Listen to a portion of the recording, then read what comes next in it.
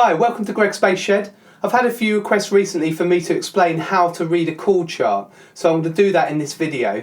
It's a really important skill to have to be able to read a chord chart, because people might pass one to you at a rehearsal or a gig, and it enables you to really work out quickly what they want you to play. I've prepared an accompanying PDF for this lesson. It's got a key in it which will explain some of the symbols that you see on charts, and I'll also have the charts that I use in this lesson on the PDF. So in the description of this video below, you'll see the link. If you click on that, put in your email address and I'll send the PDF to you ASAP. Now there are a load of different types of charts out there. You can get a full transcription where the bass line is written out. You can get a chord chart, which we're going to look at in this lesson, and you can get a printed one, a handwritten chart, just sometimes with just a few scribbles on it. So the art really is understanding what the chart's trying to tell you. We're going to look at a chart for I Saw Her Standing There by the Beatles. We're going to go through some of the symbols and I'll teach you how to play it, and you'll be able to transfer that skill to all other chord charts. Make sure you subscribe to the channel if you haven't already. Next week I'll be bringing out a video of me playing the whole bass line for I Saw Her Standing There, and there'll be some guitar backing on there too, and I'll leave the backing tracks running so you have a chance to play through with them yourself. Also check out my new website, gregsbassshed.com.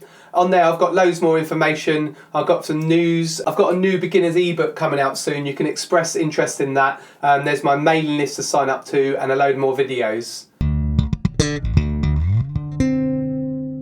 So first of all, we're going to look at the printed chord chart that I've prepared. So remember, you can download that if you haven't got that, but I'll show the first bit now on the screen. So first of all, you'll see the title, you'll see what instrument it is, a bass guitar, and also you'll see a counting in a box, so it's 1, 2, 3, 4. So that's a counting that's actually on the original recording. Then if you look on the stave, which are the lines that run across, you'll see a bass clef. This bass clef just lets you know that it's written for a bass instrument. Next we have the key signature, which in this case has 4 sharps. They're not hashtag signs.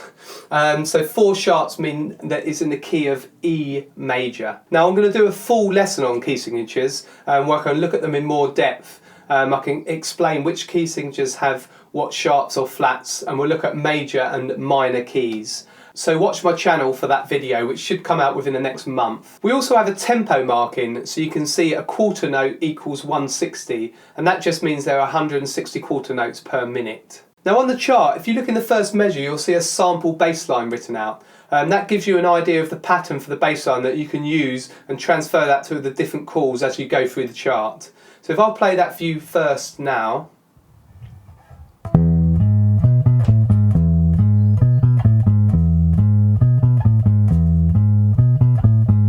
So to play that, we start on E on the 7th fret of the A string with our second finger, and then we play the G sharp on the D string, the 6th fret, with our first finger, and then up to the 9th fret, which is a B, 9th fret down to the 7th fret, which is an A, and then to the G sharp. So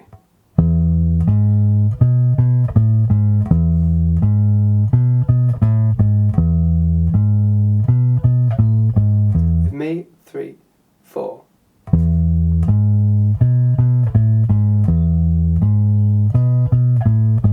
Now that pattern is over an E chord. So if we look through the verse, you can see the third measure of the verse. So that's measure 5, 6, 7, 8. And you can see an A there. So an A is down here, 5th fret of the E string. So we can play the same pattern on the A. So just try that. 3, 4.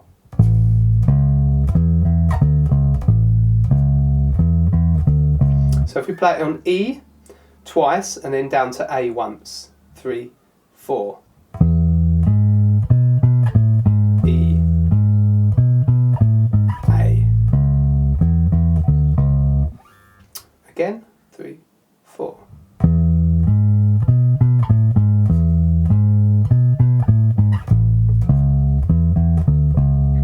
And if we look further along the verse, we can see a B7 at measure 11. And so a B is 2 frets up from the A. Again, so we just play the same pattern on the B7.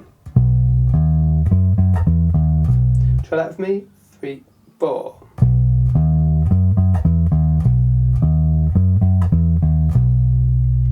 Okay, so that covers the E, the A and the B. If we look further along the chart, we can see, so in measure 14 there's an E with a slash and then a G sharp, and that's a slash chord, and all you do is you play the second written note, so you play the G sharp there, and that's a first inversion chord, which means that it's based on the third of the chord. So if you have an E chord, the third note is a G sharp, so the first inversion is based with the G sharp in the bottom.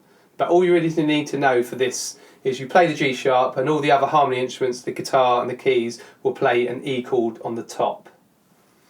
And if we go from the measure before, so measure 13, Paul McCartney just plays running eighth notes here. So for these bars, for these 4 bars.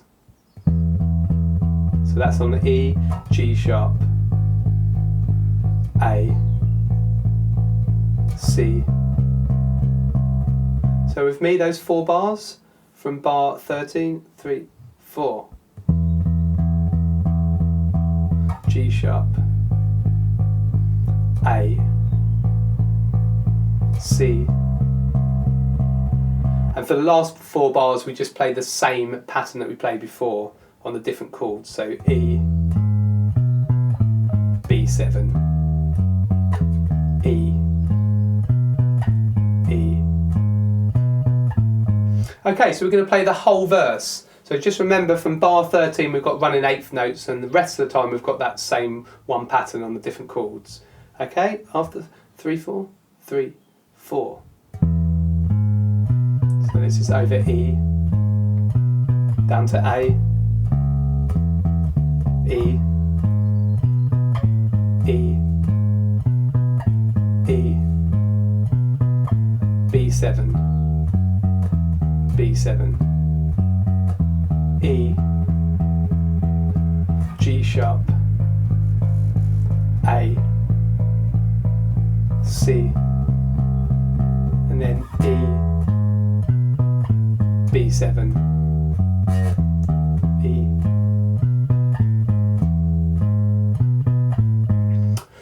So the chart doesn't actually tell you what you're playing really, it just tells you the chords for chord charts, so you have to have a bit of prior knowledge to the song, and you can work with the chord chart. You could obviously make your own bass on that, but if you want to get nearer to the original, you're going to need to have a little listen first, but a guide can really help you to learn it more quickly. If we look at the end of the verse, we can see another symbol there, and that's a repeat sign.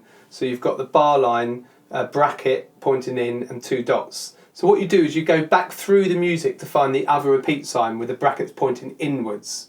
We can see that at the beginning of the verse, measure 5. So you repeat back to the beginning of the verse again and play it again.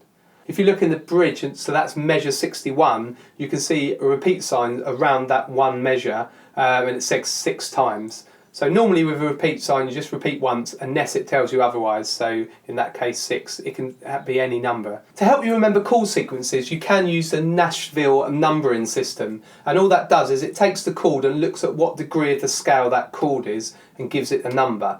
So if we look at our chart from the verse, you've got an E chord first, and as I said at the beginning, from the key signature it's in the key of E major.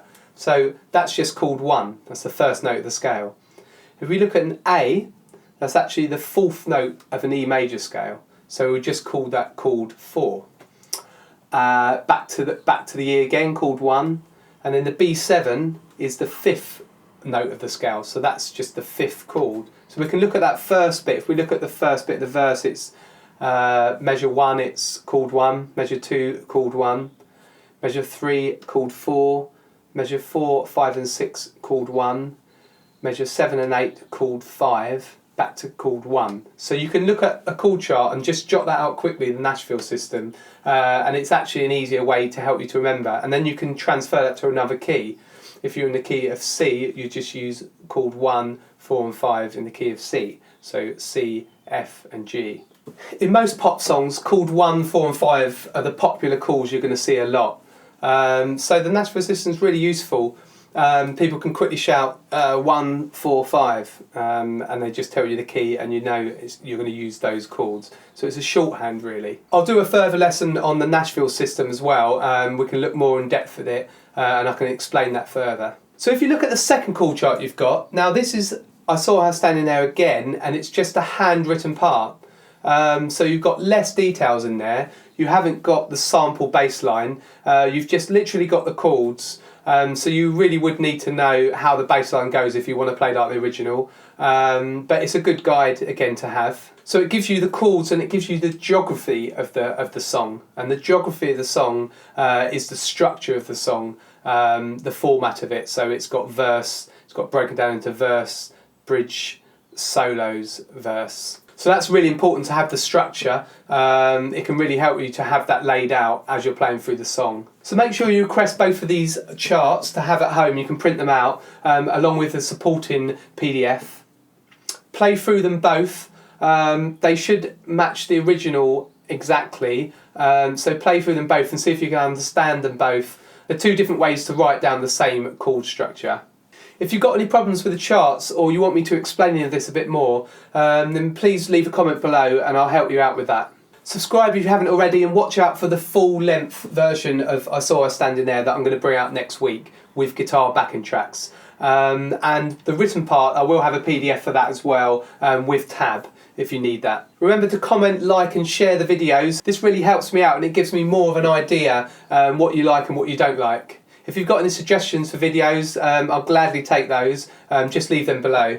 Remember to check out gregsbassshed.com, join the mailing list, join the Greg's Bass Shed community, and I'll see you next week for the next video.